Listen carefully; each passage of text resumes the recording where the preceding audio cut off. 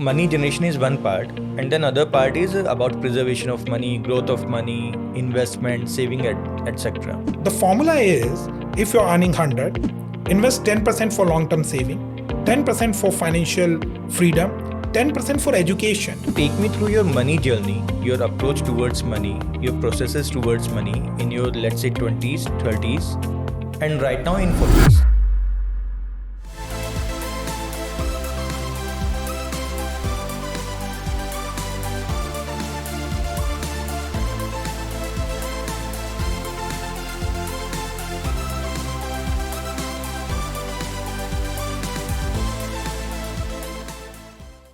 Hello everybody, welcome to another episode of My Money Panda by Wealthy Nivesh. E2E, Employee to Entrepreneur, a very recent term which has got a lot of momentum recently. And what it means, when it comes to entrepreneur, we think that, the first image is somebody in BTech or MBA or in college building up a business and thinking about launching it in the world and making huge amount of money. But recently, a lot of people in their 30s, 40s, even 50s, after having spent certain number of years in the corporate, are starting on their own. They are building their own businesses. Today, I have with me Pawan Arya, who is our client also, and who manifests this E2E term very well.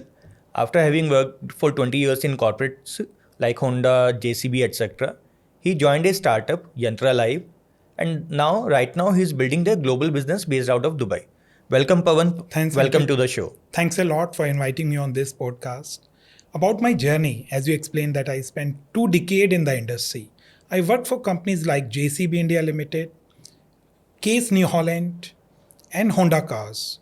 After working for 20 years in a corporate world, I realized, let's be an entrepreneur. Let's start something of my own. And one fine day, I got some connections and call from Yantralive. They are based at Bangalore, and they offered me a position for a go-to-market strategy. So it was an opportunity for me. So when it comes to job and entrepreneurship, you mentioned about money. So money generation is one part, and then other part is about preservation of money, growth of money, investment, saving, etc. So I believe you are in your late 40s now. So take me through your money journey, your approach towards money, your processes towards money in your, let's say, 20s, 30s, and right now in 40s. Very interesting question, Ankit. The point is that you have a money blueprint. Always, from your childhood, from your surrounding, a money blueprint, you can say, ingrained into your mind. Do you think that can be said for everybody? I have my doubts on that. Probably it can be said for people like you and me. But there are people who don't have a blueprint itself. They're like, पैसा आ रहा है, पैसा जा रहा है, कितना आ रहा है, कितना जा रहा है, कुछ नहीं पता है. So, why I interjected you on this, I want you to assume that you are addressing this question to those people who don't have a blueprint for money. So tell them how to develop that blueprint. Great. So basis your own experience. Yeah, based on my experience, to create a wealth, you should have a mindset. Everything is depend on your mindset, your thought process. Like I explained you about a blueprint, I would like to give an example for it. For example, we have AC in this room and we set the temperature at 22 degrees centigrade. And there's a thermostat. The role of thermostat is to keep the room cold at 22 degrees centigrade. If somebody opens a door, temperature may fluctuate for few minutes, but the AC, the thermostat, will keep the temperature at 22 degrees centigrade. Same way, we have a blueprint based on our experience, our family background, our learning, our childhood experiences. But we can build it based on, we can, rewrite our blueprint with the help of education. There's a famous saying by Ben Franklin, this education is costly. And ignorance, you can get the, education is costly, one can say, but what the impact of ignorance? So if you learn how to build wealth, that plays a very important role in your life. I learned a very beautiful system of wealth generation.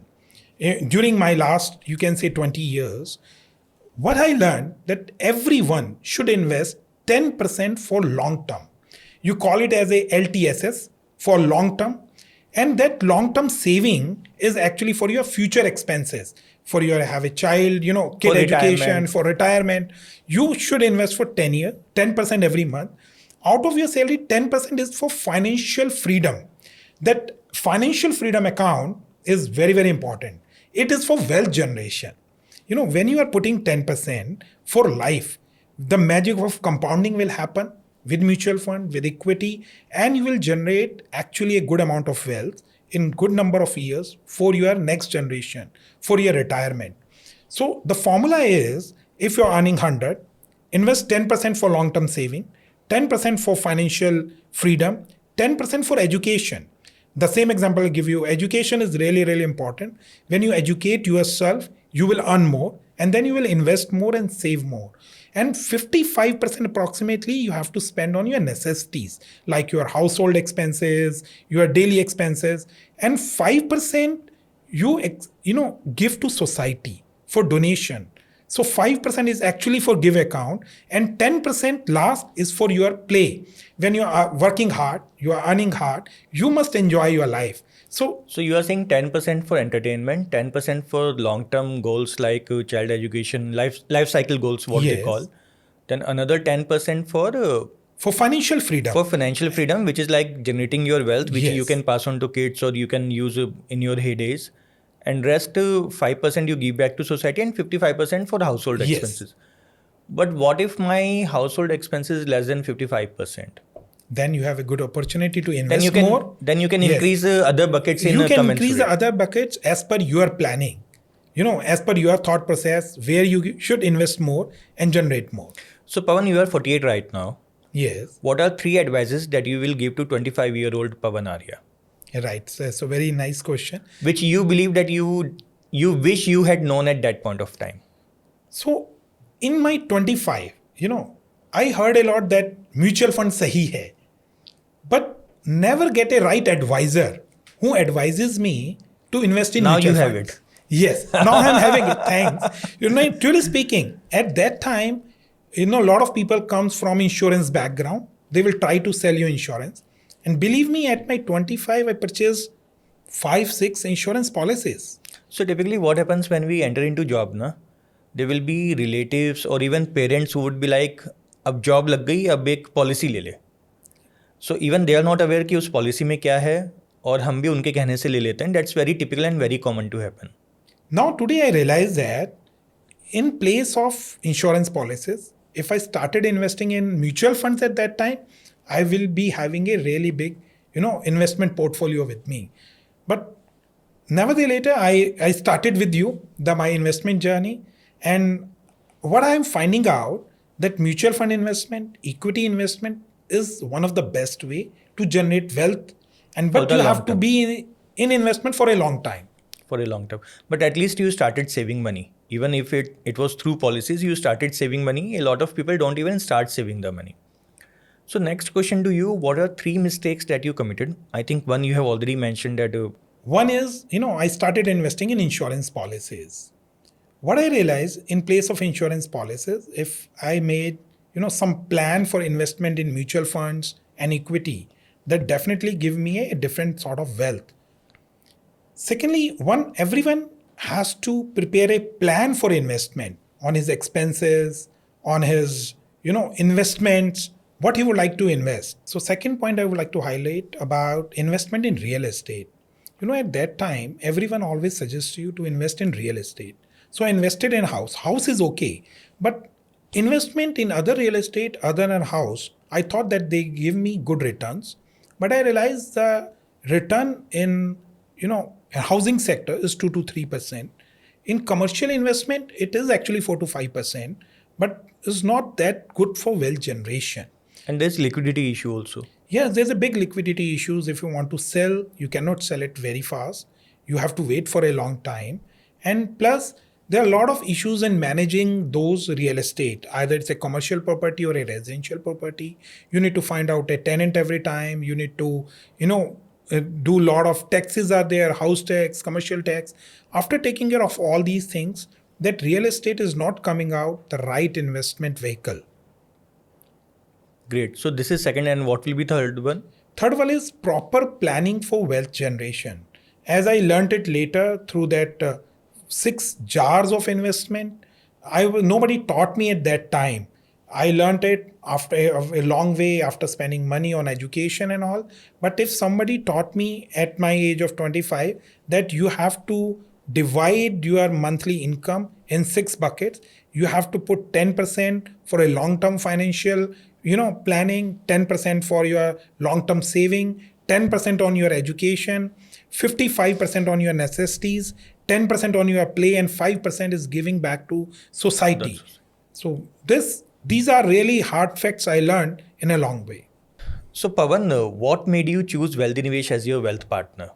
You shared about Professor Vikas Agarwal and his research and your algo system, really excite me and give me a good, feel about your company. But more important, when you invest in someone, is about the trust. The trust you build and generate with me is really, really important. You understood my requirement of a short term, mid term, and long term, plan for wealth generation. You really gave me a right plan, philosophy, and a complete investment approach, that what should I invest to meet my long term goal. And the best part is, when market is going down, your portfolio, I'm happy, is giving me a good and steady returns. Even you started investing in hybrid from September. With your help of your algo, you got some ideas, got some, indications that market can go down, and you switch the entire strategy for me for investment. So if someone is going through with some investment partner or a company, they're always looking for a trust, their ability to listen, their ability to understand the client requirements, and their scientific approach. So I think that you fits in all the criteria, and we are going ahead with you. Thank you, thank you. And Pawan, so if you have to give some advice to first-time investor, what advice will you give them? So for a first time investor, starting with mutual fund is best philosophy. If a first time investor is going to equity, then the ride will be very bumpy ride.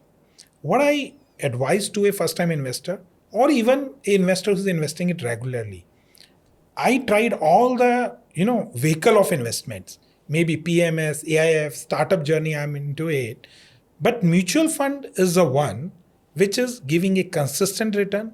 Lot of professionals are working behind it, and they are putting their efforts day and night for the right mutual funds. And the companies like, or the investment partner like Wealthy Nivesh, are always helping you to invest into the right mutual funds. So Ankit, I have a question for you. Nowadays, I am in Dubai and I'm getting an NRI status this year. So what sort of documentation is required if a NRI is investing with you in India? And is there any complications? Can you just give me some guidelines on it? So you don't require any specific documents at the time of investment, but before the time of redemption, you need to ensure that before redemption you should have TRC and 10F with you. So TRC is issued by Dubai government and 10F is issued by Indian government. We help you with whole process end to end with the origination of documents, processing the document and getting it done. We have got affiliates with us who help you with the same. If it's about pre-redemption you want to get it done, then we handle it everything. After redemption, if you want to claim back your money, then our affiliate will help you with the same. But remain assured, we will handhold you throughout the process. You don't have to do anything alone. So Pawan, we discussed a lot about money, how to invest money, how to generate money, how to save money. But what about life beyond money? What do you think are critical components of life? Thanks, Ankit. It's a really, really important question for a life. A lot of people are working day and night for money, but they are missing so many things. Without realizing what to do with that money. Yes. So what I believe the concept is end life. If you are earning a good amount of money, wealth, no doubt that money wealth is the first important pillar. But you have to take care of so many things in life. Your health. Your health is very, very important. When you have a good and healthy life, and with health, you need to create a wealth. When you have a wealth and you are generating wealth, either through businesses and all, you need a good relationship in your surrounding, good relationship in your family, in social. When you have a good relationship, that next comes, you have to work on your passion. So when you started working on your passion, what you like, what you want to do in your life, then you create a really holistic life. And when you are doing on your health, your wealth, your relationship, your passion, and one fine day you will realize that you have to be in a spirituality mode. You see people who are working day and night, they are missing one or the other part of life. And this is in a lot of my people thought that if you want to earn money, you have to sacrifice for your family, your health. But that is not true. You can live a end life, a holistic life. So you have to maintain a balance among all the components. So that reminds me, there is a cross-generation study by Harvard, which is about happiness. And they have said this thing only in that study, ki to be truly happy, you need to have balance among all the components of your life. You need to have a family life, you need to have a social life, you need to have a job, good job as well, and you need to have spirituality also, and you can't trade off one with another. Yes, you are right. Because, I'm writing on my book, Work, Life and Success Mantra. In this book, I'm into, taking the interviews of successful people across all walks of life. I was discussing with one of the chairmen of a big group, and he achieved a lot of wealth. But the point is that he missed during this journey of his life the recreation part. He missed a lot of his family events. So what I realized that in a cycle, there's all spokes, and cycle wheel is round. So all spokes play a very important part in your life. You have to manage, you have to balance everything. So as Pawan mentioned about his upcoming book, Pawan has already written a book by the name of Mastering the Game of Selling. So Pawan, if you can, tell us a little bit about your book. Thanks, Ankit, for asking. I, spent good number of years in sales and realized that a lot of sales professionals are lacking the basic skills, how to approach a client. So in my book, I have covered how to find out a right prospects, how to identify a suspect, prospect, and actually a customer. So I have mentioned so many techniques of negotiation. Negotiation is not just about talking, on the money front or the value front, but it's talking about holistically how you can provide a lot of values to your client in your products. In my book, I have explained a lot of about relationship selling and a reference selling. Because in our profession, if somebody give a reference, so it is more valuable than direct approach. And then there is transaction selling also. Transaction selling also. So this book covers how to find out a prospects, how to negotiate, how to close a deal, how to get more references, and how to build your future business after the sales. Because a lot of salespeople think that if sale is over, your relationship is over. But what I believe, your actual relationship and a lot of things start after the sale.